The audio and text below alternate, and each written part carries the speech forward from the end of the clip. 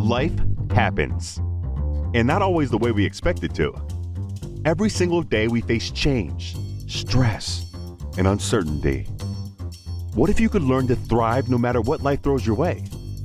Resilience expert Adam Markell and his inspiring guests explore breakthrough strategies to fully embrace change and build the resilience required to become change-proof.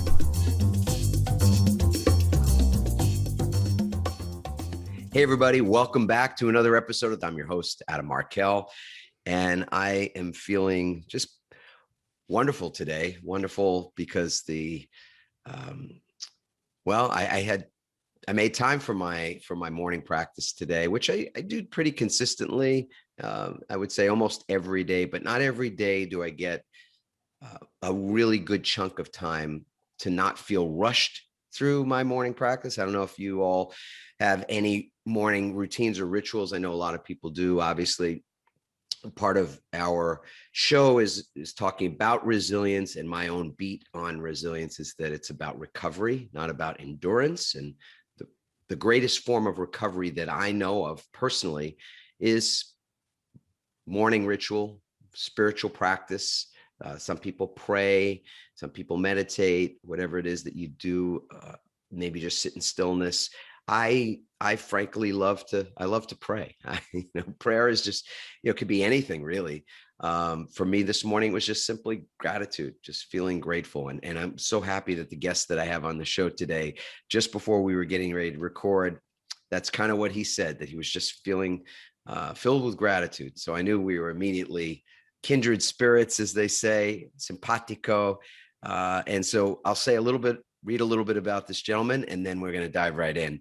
Dr. Richard Shuster is a clinical psychologist, TEDx speaker, CEO of Your Success Insights, renowned media expert, and host of the Daily Helping podcast, which I absolutely love the name of that show, which is regularly downloaded in 150 countries plus. His mission is to help people become the best versions of themselves and make the world a better place. So, Dr. Richard, is that okay? I call you Dr. Yeah, Richard? absolutely. Absolutely. Awesome. So great to have you on the show today. I read what is a condensed bio, but there's a lot in it. What's something that is not in that bio? Maybe one thing that you would just love for people to know about you. That I have a competitive barbecue team, probably, because I love barbecue. But no, that it sums it up, and it's really funny because I go on a lot of these shows, and some people want to read the voluminous kind of manifesto of everything that I've ever done in my life, and yours was short and sweet. But when you drill it all down and peel back all the layers of the onions, for me, everything that I do is about helping people in some way, even if it's of no benefit to me. In fact, in most instances, it's of no benefit to me. And I think, that's the best way to be. We can talk about the science of that as we get into things, but, I've never been happier. I'm having fun, and we're going to have fun today. So, I'm looking forward to this, and grateful to be here, and hope I add value to your audience. Oh, I already know that's going to be the case. So why don't I love to start with an origin story. You've been on a TEDx stage, and our company, among other things, trains people to get on a TEDx stage, deliver their idea, create their idea, craft their idea, deliver it, etc. And one of the things that we do typically in that work with people and training them to create a script to begin with is to find their origin story, the sort of the first domino, if you will. I'd love to get a sense of just what's the origin story for you in terms of the life that you're leading right now. Yeah. Well, I'm glad you asked. Actually, that was the nature of my TEDx. I talked about my origin story in that. When I was in my early 20s, I would not have been a candidate to come on this show. I was insufferable, arrogant, really never wanted a family, only focused on acquiring stuff for the purpose of just having stuff. Used to use terms like the empire building, and did refer to it as the Shuster Empire. Would get on eBay and look up private islands I was going to name after myself. And I'm not kidding about any of this, and including you can buy islands on eBay. And when I was at that age, I bid on a government contract with the Department of Defense that I had no business whatsoever winning. and I won the contract. And so now this was not building bombs or missiles or anything like that. Like, this was simply to build the pipeline, the HIPAA secure pipeline for all the medical records in the Army between two military bases. Still a big deal. And so, but in my mind, I was off. I was going to be the next Tony Stark before anybody knew who Tony Stark was. And everything was humming along gloriously until one day I was in a car accident in which I broke my spine and almost died. And so the thing about that, what's really interesting, is that there's a phenomenon known as tachypsychia. And I didn't know about this at the time. And now that I'm a psychologist, I can speak to this with some authority. This is something that we've known that soldiers have experienced. And the best way to describe it is the first time kind of Neo is in slow motion in the Matrix and those bullets are going by him and he's looking around. Basically, the brain slows down our perception of time when we're in imminent danger so we can get the heck out of there. So this car accident for me was maybe a 3-second span in which the car slams into me from the side.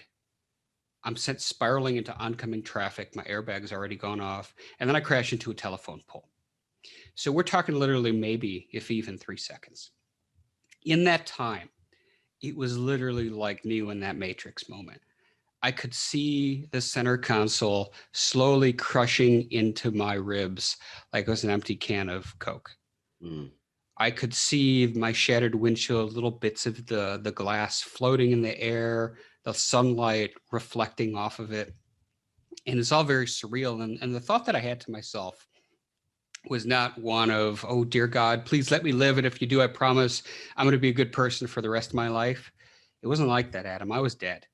I was dead. And I became really overwhelmed with shame, guilt, grief. I knew my parents, who were out having a great time on a Saturday night with their close friends, were about to get a call that their son was dead. My brother was going to find out that I was dead. I'm thinking about this car that was almost paid off, that I can't take with me. The watch I was wearing that I was so proud of isn't going with me. And all of these thoughts flooded me in that moment. And then I hit the telephone pole. The spoiler alert, I survived. Here I am still, right? But that was the catalyst. And it didn't happen right away. I didn't, I'd love to say I balled up a fist in the hospital bed and shook it at the sky and said, I'm going to change lives and, do this stuff forever. It was a process, but recovering from that broken spine, having all that time to think about where I was going in my life, that was the catalyst. That was the origin story, or the moment really that began what I'm doing. Or as we like to say around here, the pivot. The pivot, absolutely. Yeah, that's the inflection point of a sort. It's interesting. The collecting of stuff. We're sort of gluttonous in many ways, and meaning that I think we collect a lot of things that we don't necessarily need. So did you go through a period after that where you just started to get rid of things, or how did your attitude about things in particular change? Well, the first thing that changed is I stopped researching islands to buy. That was that was the first thing.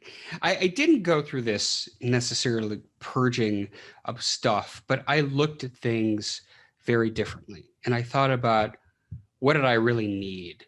What value did I assign things? And we all like stuff, and there's nothing wrong with having things, because it's something that has intrinsic value to me might not have intrinsic value to the next person. I think where we get into trouble is if we're buying stuff because our neighbor on Facebook is posting about it, and I got to have that too to kind of keep up with the Joneses. It's if we're getting it for the right, or excuse me, for the wrong reasons. And so for me, I just really started being more mindful about stuff that I needed, and what did I really need, and I no longer wanted to have, the fleet of cars. I no longer wanted to have, 20, Omega or Rolex watches just for the sake of being able to wear a different one in every day of the week or something. It just became more of a focus on, what really matters to me.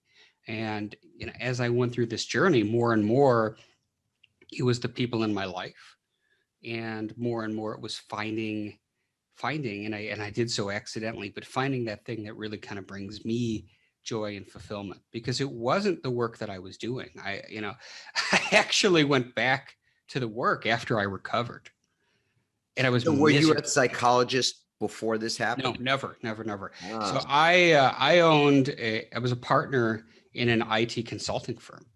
In fact, even though I did my undergrad degree in psychology, I remember, having beers with my buddies on the last day of school saying, here's to never setting foot in a classroom ever again for the rest of my life, and how wrong that was. So no, that wasn't even on my radar. I was going to build this massive consulting empire. That's what I thought I had to do.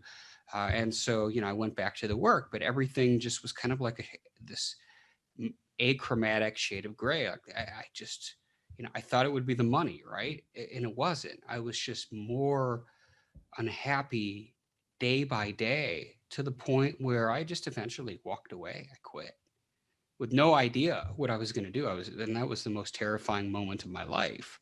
But I knew I had to make a shift. I had to pivot, right? And I just said, okay. I walked in, I told my partners, I'm out, I'm gone. And so I go from about 80 hours a week to nothing.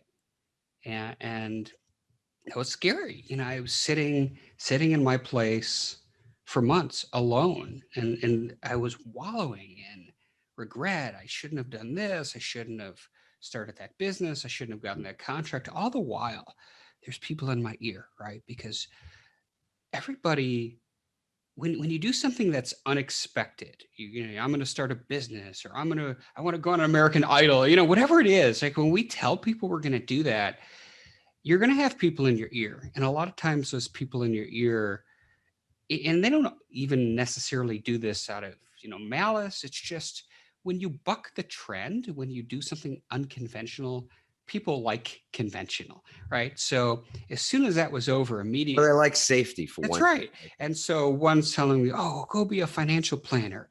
Go to medical school, or go to law school." Like, everybody's telling me what I'm supposed to do. Right. And, I wanted to find my own path. And so, that it's so wild when you go take 20 years and you kind of reverse, do the breadcrumbs of what led to this and what led to that. Mm. So it's really interesting. And I don't know what I would be doing, Adam, if that accident and that story happened in 2021, because we have things like Instacart, and we have things like Amazon Prime and Fresh. Back then, you had to go to the grocery store. You had to go to places. This was circa 2002 at this point. And so for me, kind of the first taste was, I had gone to the grocery store because I needed food. Nobody was going to bring it to me.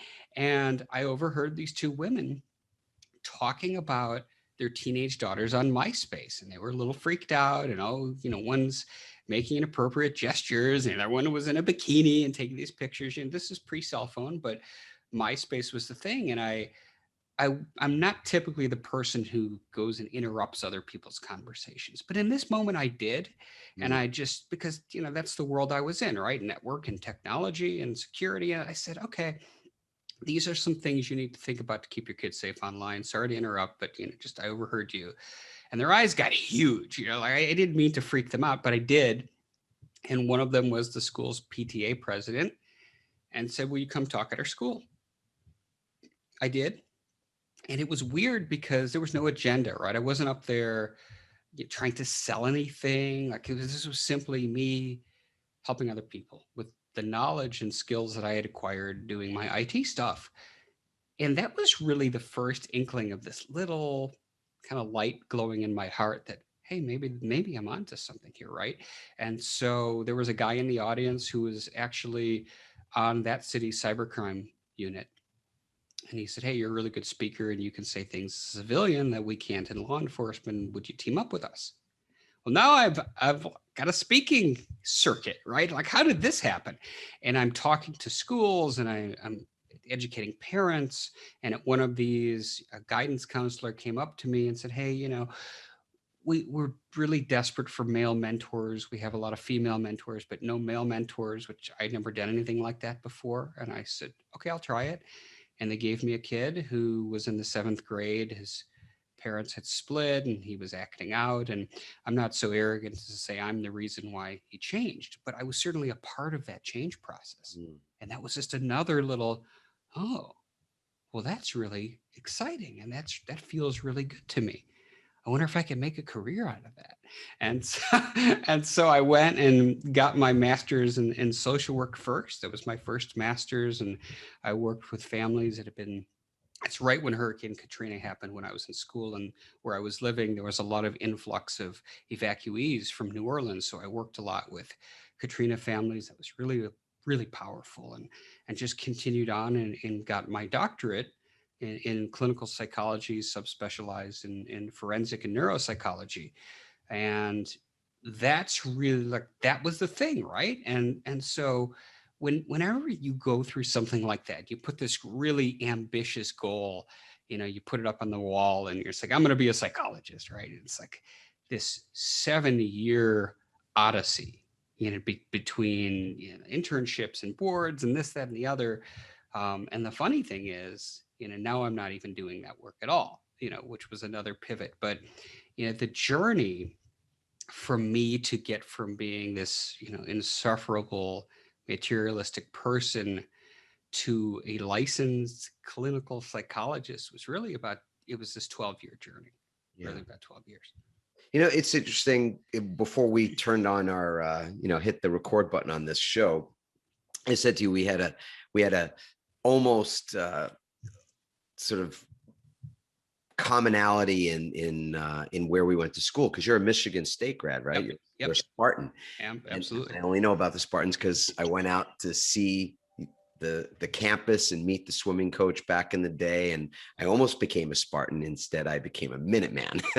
Just kind of funny to say it, but UMass Amherst, University of Massachusetts at Amherst, that's where I ended up going to school, and fortunately that I did in so many ways, because I met my wife, Randy, then when we were college sweethearts. And I don't know, this summer, it's crazy to say this, but we'll be married 32 years. And That's awesome. I don't even know what's more surreal or so real about that. The time that has gone by in such a blink of an eye, or just the way that our love has developed beyond my comprehension at the time that we fell in love, and I asked her. So the other thing too is, so we didn't go to the same school, but I was close to going to Michigan State, and ultimately I meet my wife in psychology 101. That's how we met, man. So it's the only psychology class I ever took. But I've never said this on air before, Adam, but I actually took my first psychology class because there was a girl I really liked that had signed up for it. There you go. Didn't end up marrying her, but yeah, child psych too. Yeah, back in undergrad. So I want to ask you. I know that you're not a day-to-day practicing psychologist these days, clinical psychologist, and still in looking at the pandemic, not just looking back at it, because it's not released its grip on so many people and so many segments of our world. And there's a mixed bag of things, both difficult and challenging for folks, and some really wonderful blessings that have already begun to emerge, and we've seen a lot of that already as well. What would you say as a clinical psychologist might be the sort of the biggest issue that you've noticed in terms of what's gone on over the last year? Because there's a lot of statistical things that we're kind of getting wind of. And I'm not trying to tie all this stuff together, but just there's a rise in suicides. There's a rise in anxiety and depression. I know my pivot story is a little different than yours. I didn't end up in the hospital because of a car accident. I ended up in the hospital because of a panic attack. So I know what anxiety feels like. I think the statistics are pretty stark there across the board in a lot of demographics, especially with young people. And of course, we've seen, a rise in mass shootings and things of that sort as well. So not to try to put any kind of a bow around a big topic like this, I just want to get your thoughts on it as a clinical psychologist. So it's interesting because I don't believe that we're really going to know the impact on emotional well-being for people for years as to what the fallout of this is going to look like, in particular for young people. One of the things that was really striking to me is that we dropped our kids off to camp last week. They started camp, and they Both having gone the happiest day and the saddest day. yes, at the same time, all wrapped into one. But it was neat though, because it was another sign that things are starting to get back to whatever normal is. My other litmus test is you go to Costco and the sample people are back. That's a really good sign that we're on our way as a society. But in all seriousness, what was really wild, the drop off for camp, the carpool, you show up, you open your door, your kid gets out, you wave goodbye and you're done. And they unload, all the campers' cars in basically 15 to 30 minutes. Well, in this instance, where my kids go to camp, not only did it take 2 hours, but it caused a traffic jam in the community because all the way down the road, the cars were backed up. The reason why is that these kids, these young children who hadn't done anything since the pandemic, were terrified to get out of their car and were afraid that they would get coronavirus if they went to camp. And so, much in the way that we're in uncharted territories in a lot of ways for the younger children, because as an adult, we can process this, right? And we can rationalize information. We can take things and say, okay, A plus B equals C. Young children don't necessarily do that, and they manage things very differently. So I think the data that's going to be really interesting is to see what are the long-term ramifications. And I don't think they're going to be good for children. I think you're going to see increased separation anxiety. You're going to see, issues with, this pervasive fear, like, could this happen again? And what I think is also very interesting, and I hope that I'm wrong about this, but I don't think so, is that we get as a society primed for certain things. Okay. And what I mean by that is if you've ever been in the South Florida or the East Coast between August and November, what starts popping up on your television around late August? Hurricane season. Hurricane season, right? One after another. And so there's a number of things in play. Number one is we're living in a period, and this is just the way it's going to be forever, where there is a 24-hour customized information cycle that's just for you, Adam. You've got your own information cycle, and everybody listening to this has their own information cycle. It used to be, this is like I should use my old man voice. It used to be that you'd watch the news, right? And they'd have you should do that for sure. Yeah, I see if I can keep that up. You'd have the news at 5, 6, and 11, and the national news at 6:30, and they would talk about, okay, so here's a hurricane, and you'd get your news, and if you lived in an area that you'd be impacted by the hurricane, you would take the appropriate action. But now what do you got? Now you've got weather.com, and you've got all these things that are bombarding your phone, and now we name winter storms, and we do all these things. So when things enter the vernacular, when we become conditioned as a society, and this is not a tinfoil hat thing, this is science, they become part of the expected norm. Just like there was no such thing as road rage. It didn't exist until somebody made up the road rage. And what it did was it took the personal responsibility away from people, and now you could allocate it to road rage. So with this pandemic, we as a society, as a planet, have not dealt with anything like this since 1918, when the world was obviously quite different. What's happened is now we're primed. We've gone through this experience, and it would not surprise me if, hopefully not this year, but in the future, we wake up and all of our phones are blasted with this news update as we're reading our morning news. If we do that, hey, new strain of coronavirus, completely resistant to all forms of vaccines, lockdown 2.0. We're primed for it. We're ready for it. And we're not ready for it emotionally, but we're conditioned to expect that that's a possibility. So it's a very long-winded and possibly tangential answer to parts of your question, specifically addressing the other aspects, the anxiety, the depression, the increase in violence. There's been a tremendous uptake in domestic violence. Yes. We know that that's a significant thing. Drugs and alcohol use are up radically. And so this goes back to a part of what I was talking about before, is that we're not built for this. We're built to, and our biology doesn't change, or at least doesn't change, but over millions of years. We are designed as a species to encounter stress. We have a neurobiological response to deal with whatever that stress is. And the response is to get the hell out of there so that we have safety. And then we hormonally return to baseline. Our heart rate returns to baseline. And we go back about our day, foraging, hunting, doing what we do. You know, it's the saber-toothed tiger kind of analogy.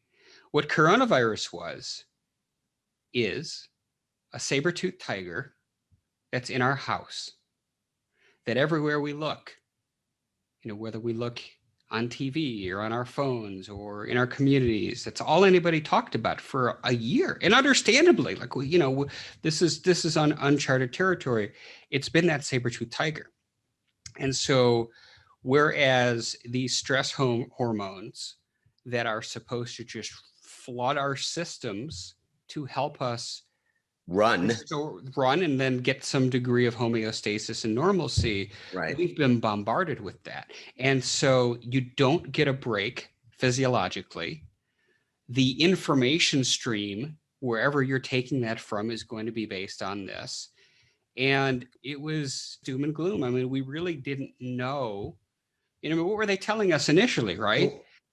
So what we're talking about here, if I want to sort of reflect this back to you and see if I got it right, is that on some level, it's the crisis du jour.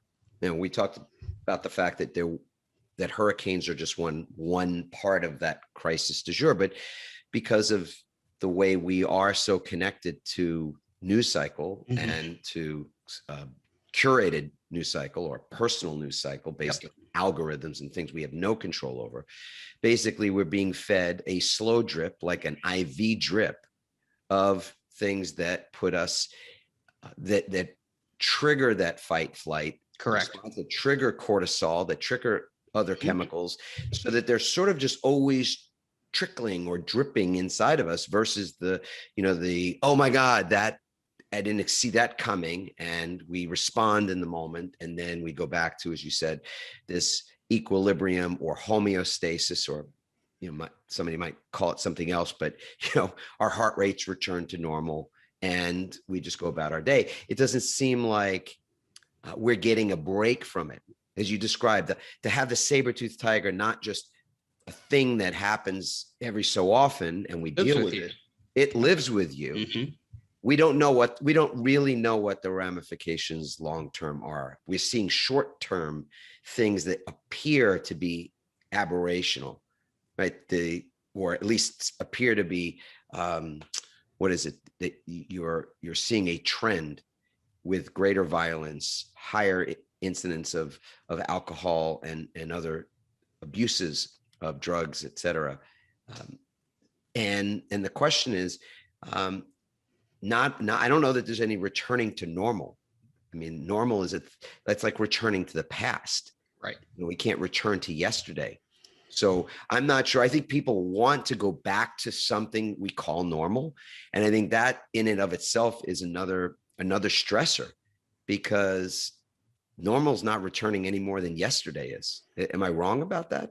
No, I'm not a virologist, so I can't obviously speak to, herd immunity and all of these fun things, but it's what normal represents to the individual, right? If normal represents taking their kids to a Yankees game, now they have the people in Yankee Stadium and not cardboard cutouts. That's some semblance of normal. So there's going to be a return to something, right? But we don't know exactly what that is. right? Like and then the next question is, so what happens next? Because these vaccines appear effective. I mean, I took mine, full disclosure. As did I. Yeah, so what happens? There were a lot of people who didn't take them for whatever reason they didn't. And this is not a political statement. They didn't take for whatever reason. No, it's a personal choice. Right. And that's entirely a personal choice. That's right. And so, what happens when Ticketmaster now has a new edict that says, hey, if you want to go to a concert, you have to prove you've been vaccinated. If you want to get on a plane or, so there's probably half of you listening to this saying, yeah, I got my vaccine. That sounds totally reasonable. And there may be some of you saying, wait a minute, and now I'm left out of things, or I'm left out of family events, and so this is such a complicated thing, Adam, that we're just only starting to look at the possibilities of what things are going to look like. I know that I can say this with confidence: businesses are never going to be the same. Commercial real estate is never going to be the same. Businesses found out pretty quickly that, hey, wait a minute, our employees are working from home. Yeah. And we're still generating revenue. We're still turning a profit. Now, the health and wellness of the home employee, the homebound employee, that's a totally different subject matter. But from a revenue generating standpoint, if my company's totally virtual, but if I own a company, a multi-location company with brick and mortar, and I'm paying, all of the things that are involved in maintaining a commercial property, why am I doing that? Right. And so when we take away that thing that was a normal part of the way things have been done forever, like you'd go to work, you'd come home, you'd go Get to up work, in the you'd come morning, home. Right. Eat, drink a cup of coffee, kiss go to the office. Kiss the wife goodbye. I'm going to the office. You come home. Or the husband. The husband. All of a sudden, it's different now. And so what we know is that there's two things that happen when an employee works from home. And this is pre-COVID data. Employees tend to work more hours when they're at home than when they're in an office. Yep. Because there's no boundaries anymore. And so that's a problem. That's a problem when you used to shut it down at, say, 4 to 6 p.m. It's a problem now when an email comes in at 9 o'clock and you're expected to deal with it, that there's pressure. Hey, this is work. Work is work. And so I think those are the things that we're going to really wrestle with. Certainly, we're social beings. So the fact that we were isolated for so long, obviously that will increase emotional distress. We need to be around each other. Yes. We need to be, we need to be just around need people. to, period. Yeah. And so, thank God that's happening again. But there's a ton of fallout that's still to come from all this. Yeah, I'm fascinated about this, the topic that we're on right now, which is the impact on the future of work, on the present of work, because statistics are kind of all over the place, but for the most part, many employers are finding that they didn't achieve productivity gains during the pandemic. There are some that did. Some that did. Some organizations that were more culturally resilient, that were taking care of their employees, their health, their wellness, mental wellness, physical wellness, et cetera, that those companies that were committed at that level, that understood that it's not about encouraging and rewarding even the behavior of the night owl, the person who works the extra 20 hours a week kind of thing. It's rewarding the behavior of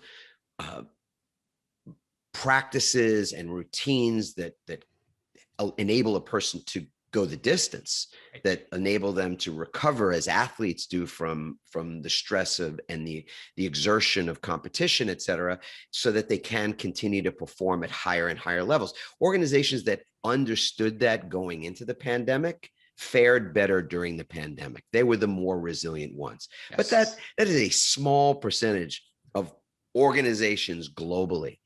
The opposite was true for so many, which is that they were used to exhausting their workforce, whatever they could squeeze out of them, get the most out of them for the amount that they're paying them, et cetera. And with those organizations, the productivity really fell off the table. And now a lot of those same companies want to bring their employees back, bring them back into the office, the commercial space, as you said, because that's where they have some control over what they do with their time.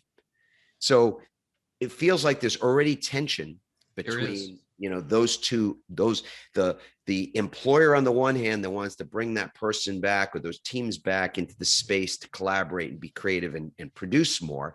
And those same employees that have been working at home and learned on some level, yes, it is a challenge to create boundaries for your time when when there's no separation between the workspace and the home space. And yet those employees, in many cases, millennials, would like to now maintain that control over their working conditions. So if they're on a Zoom and they're in there, have a dress shirt on, but they're still in your pajama bottoms, that's okay to do because it's how they've gotten used to doing it, and it gives them a lot of personal freedom. What can you say about that? Any thoughts on that? Yeah, it's my other business is in this space of employee wellness and balance, and has been pre-pandemic. So I've already kind of been here. What's really interesting is that you do have that conflict, and there was already a bit of a cultural conflict because millennials work quite a bit different than Gen Xers, boomers, and that's a whole nother show, in and of itself. It is, but yes. But so you already had this generational divide on what you thought work should be. And so now, yeah, I mean, the example of the guy in their pajamas was perfect. I think what you're starting to see, and it's similar, one of my favorite guests I've ever had on my show was Bob Berg, and he, the Go-Giver, and love Bob. Bob's amazing. And so, when Bob wrote The Go-Giver and talked that, companies should really have everything they do should be mission centric and helping people. A lot of people kind of looked at that and were like, nah, that's nonsense. But over time, that's taken hold to where many businesses now, I won't say most, but many businesses have a value-laden built-in mission into why they do what they do, which is something that millennials in particular really strongly gravitate towards because they want to work for companies that know that they're doing good on the planet. So similarly, start with why and start with works, right. Simon Sinek, delivering happiness, and Tony Hsieh. So you're right. It was, and Bob Berg's book came right. He was the godfather of that. But I think the analogy to that is apt when we're talking about wellness with employees, because you're right. It was really a small percentage of companies that had pre-existing mechanisms to deal with the overall wellness and happiness of their employees. And the data is so clear on this, is that, employees that have balance, employees that feel fulfillment, feel respected, feel part of a team, feel safe to be able to express their values, those companies thrive, those employees, the retention rates are higher. Like, there's so much good data on all of this stuff. So what I think, much like what Bob Berg did to, mission-centered work, is now there's going to be, and I don't really care that the reason why was because they lost revenue during a pandemic. I'm just glad that we're going to see organizations moving towards, this is some nonsense that you just need one HR representative to, go around to 1,000 people and occasionally pop them an email and say, how you feel? And here's a link to our EAP, whatever, to really having wellness being a focus, a first focus, a primary table setter for the organization. So that's a really positive thing that came out of this pandemic. Indeed. Yeah. And it is. And I'm so happy you brought that up, because I do feel like there is a shift there. I'm among the work that I do more frequently is keynote for organizations, deliver workshops for organizations. I get hired for that quite a bit. And the topic that I've been speaking about for years now is resilience. Before it was, again, sort of have had the good fortune of writing a book called Pivot before pivot became a word that is in such great use. And have a book coming out later this year that's all about resilience, but we've been training and teaching about resilience for a long while now. Before, again, that was fashionable, I suppose. In fact, resilience, for the most part, was thought of as a sort of a soft skill. You talk about homeostasis or helping employees produce equilibrium or balance or work, harmony, work-life harmony. These are seen as soft skills pre-pandemic. And I think right now organizations have a sense that this is anything but soft. So I'd love to get a sense from you. You have a company called Your Success Insights. Yep. You're involved in a podcast called The Daily Helping. I'd love to get from your perspective how you yourself look at resilience, this topic of resilience, how you speak about it in those outlets where you have influence, because so many people define it differently. In fact, I almost feel as though there's as many definitions for resilience as there are people to ask to define it. So I'd love to get your beat on that. Sure. I mean, if my kid asked me, what's resiliency, Dad? It's somebody knocks you, you get up and just keep going, but it obviously. Sure. And that's funny because for those of you watching this on YouTube, I'm just flitting around with some pictures on the screen. But there he is. There's Rocky. I love that. Yeah. I mean, Rocky is resilience, right? It's the belief and a lot of what I do, and I've had two pivots. I mean, I know we don't have time to talk about my second one probably, but I through my podcast and in particular through my company really became focused on finding ways to help people through algorithms and technology that we've developed to help people achieve that balance. And with resiliency, there's a lot of things that go into that. There's internal resiliency. Why is it that if you take two people and you put them through the same situation, let's take a hurricane, since we talked about that earlier. Why can somebody who saw everything they own get washed away? Why is that person able to say it's just stuff and not miss a beat? And that's person A, but person B, they may never recover from that emotionally. And they're traumatized, and that's where they stay. They stay focused there pretty much for the rest of their life. So, there's it's such a complicated thing. You have genetic predisposition. You have, the degree of pre-existing stress in one's life. The best analogy that I was taught when I was on my internship at an inpatient forensic hospital in Florida, I had a supervisor who just defined stress like this: it's a bucket of water. And everybody's got, and anxiety and stress is the water. Everybody's got a bucket. Some people, their bucket's higher. And so, when you're talking about resiliency, the people who are the most resilient are able to empty out their bucket quicker so that it just doesn't spill over and ruin their lives. So, being able to manage your anxiety involves a variety of factors. One, what degree of support system do you have? How is your health and wellness? You talked about a morning routine to start off the day. Are you engaging in wellness practices so that you're better equipped to handle stressors? Or is it all, okay, look at this. There we go. Mental, emotional, physical, spiritual. I love that because it's holistic, right? It's not it's not just Rocky. It's not just about that's right. taking the physical hits and getting back up the way he but did. It's being able to take the mental hits and so for me it's always been I've had a high degree of self-determinism, and I think I learned a lot of that from my late father, who was an entrepreneur, and he was a dentist, and did his own thing. And doing your own thing can be scary. So, there are many, many factors which go into resiliency. We call it multifactorial to throw out a $5 word your way. But, it's at the end of the day, it is that combination of, can you get back up? Do you believe that you can take the next punch? Because the next punch is always coming. Sure, exactly. And Anybody that usually, thinks that this is the last time, Mhm. as you said it earlier, the last time we're going to get challenged in this way, that's silly. I mean, in fact, the likelihood, as you were, I think, pointing out, that we'll get challenged again in a similar way is pretty high at this point, because it is now part of this collective That's consciousness. right. Yeah. Yeah. It's interesting, because I think that what maybe we all have to understand is that the time to be developing your resilience is now. And I want to get your sense of this too, because if you don't agree, I want to hear it.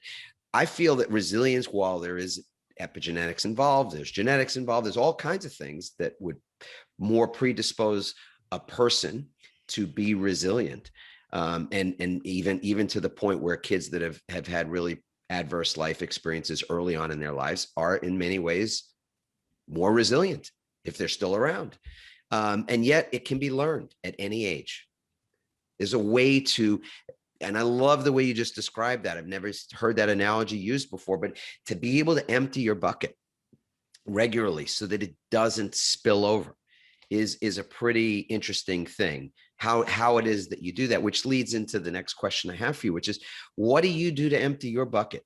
Because you're an entrepreneur, you've got a lot of things going on, as many of us do, and so what do you do for yourself to keep the bucket from spilling over, as it were? Time for me is always of the most valuable resource I have.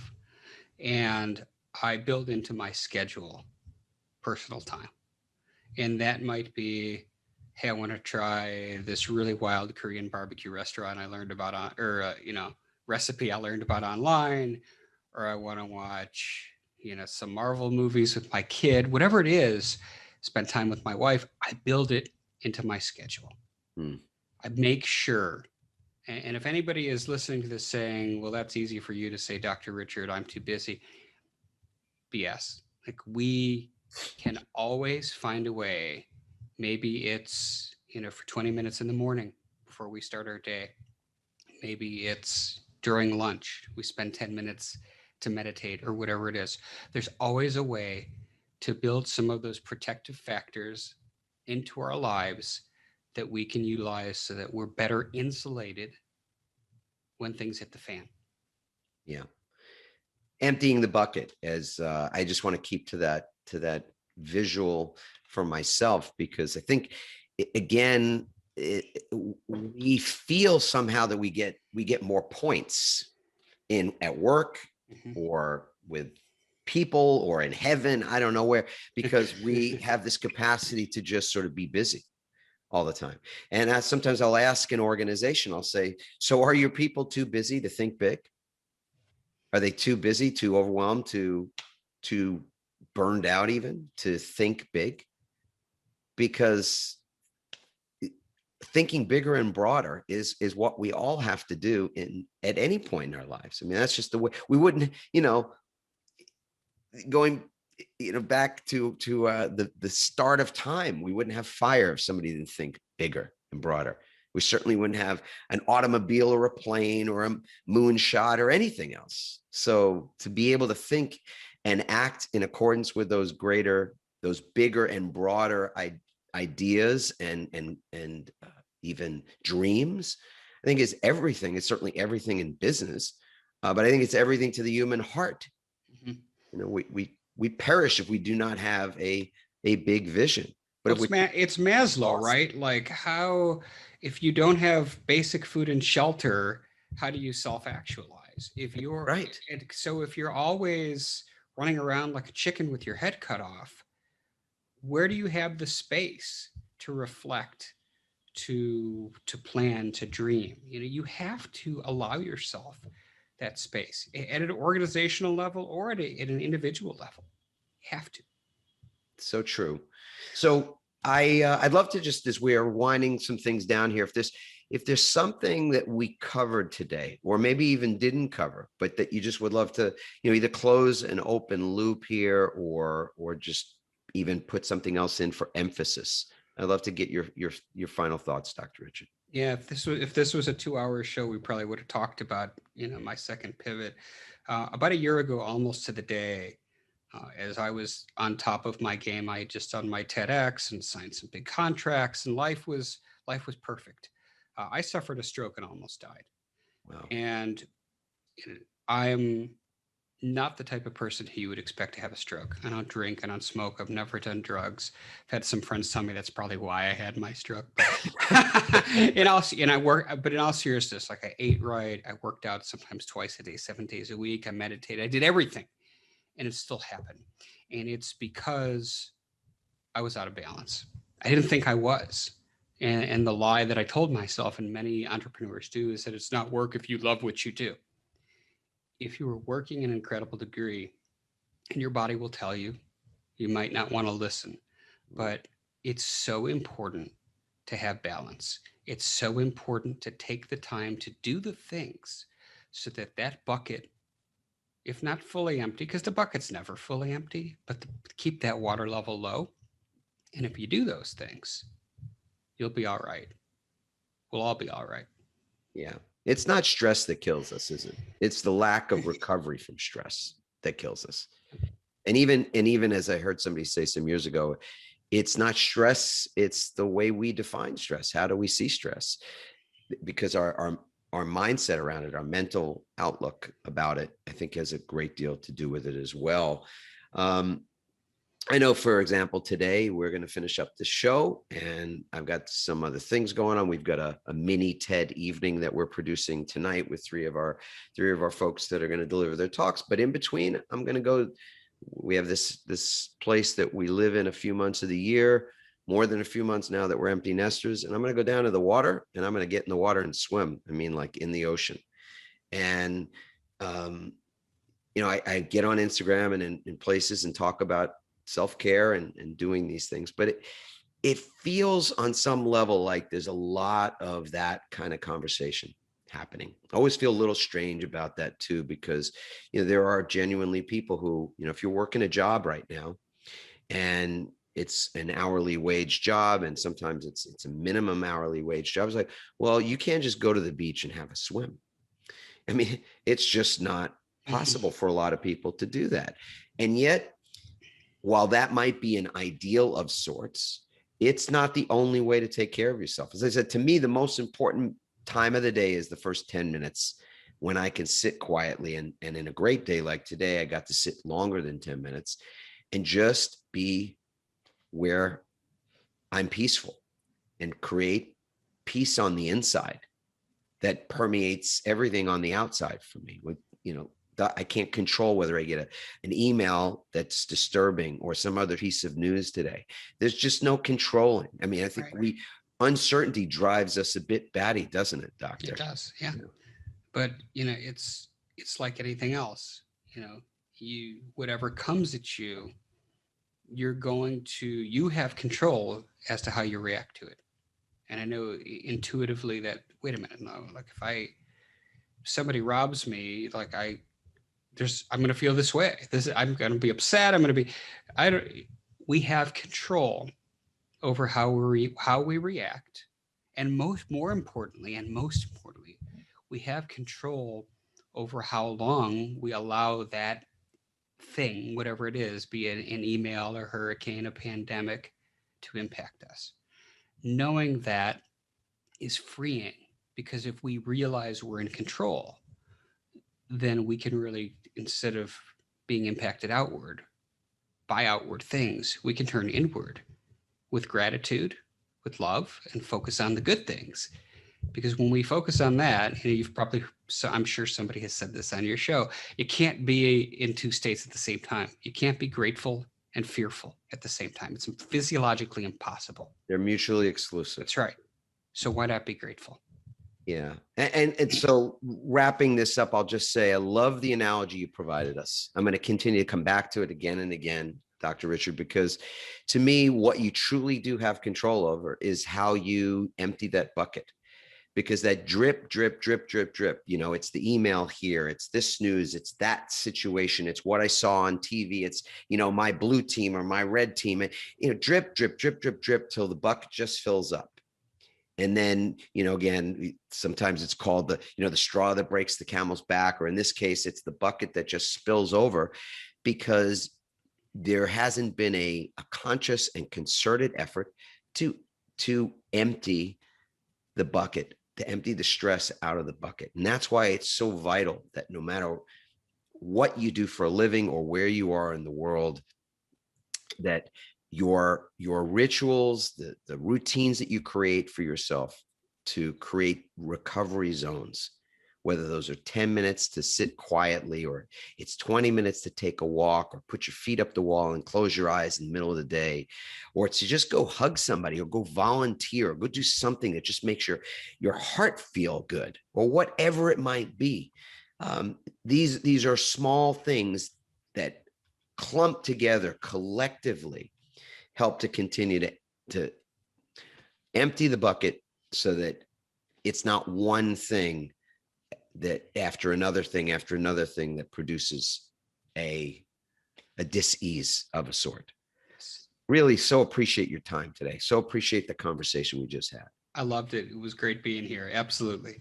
Awesome. Everybody have a wonderful rest of your day. Now, before you go, if you know somebody that would really benefit from hearing what it is that we've been discussing, that Dr. Richard and I have been talking about, please feel free to share this episode with them. Of course, we love to get your thoughts as well, because your comments, your feedback is vital to us. So you can leave a comment at adammarkell.com/podcast. And also I'll give you a link, a URL that I think is really powerful too. We want people to know where they stand at this moment when it comes to their own mental, emotional, physical, yes, and spiritual resilience. And you can go to resiliencerank.com. Resiliencerank.com. In 3 minutes is all it takes to answer 16 questions. Again, the assessment, if you will take about 3 minutes, and then you'll get a score as well as resources. It's entirely free. We're not selling anything there. It's just a very good way for us to help you to find out where you're at this moment. And we so appreciate you taking the time to do that. And lastly, Dr. Richard and I both did a TED Talk around the same time, actually. And in my talk, I shared my waking ritual, which is 3 easy steps, which I just remind everybody of right now. If you haven't heard it, be the first time. Wake up. So, Dr. Richard, did you wake up today? I sure did. I could tell, man. And some of us were still in the process of waking up, right? That's good. Wake up in that moment that you realize you're actually getting another day. You're waking up. You can realize too that there are people who are not waking up at that moment and didn't get the blessing of a new day. So you can feel gratitude. As Dr. Richard was saying just a moment ago, how gratitude is so important. And that's step 2, just feel gratitude in that moment that you wake up and realize it wasn't guaranteed when you went to bed the night before. And third, lastly, if you feel inclined to do it, put your feet on the floor and say something out loud to start your day. I used to put my feet on the floor back in the day when I was practicing attorney, spent 18 years in that field. And when I used to put my feet on the floor, I used to feel anxiousness to begin the day, and sometimes even worse feelings than that. And sometimes the words came out of my mouth I can't repeat right now. They're rough. But now when I put my feet on the floor, I say the words that are written on my t-shirt at this moment. 4 simple, but really impactful words from me. I love my life. I love my life, no matter what. I wish you all a beautiful and a blessed rest of your day, everybody. And again, Dr. Richard, thanks so much for being a guest on the show today. Absolutely. I loved it. Awesome. Thanks for listening, everyone.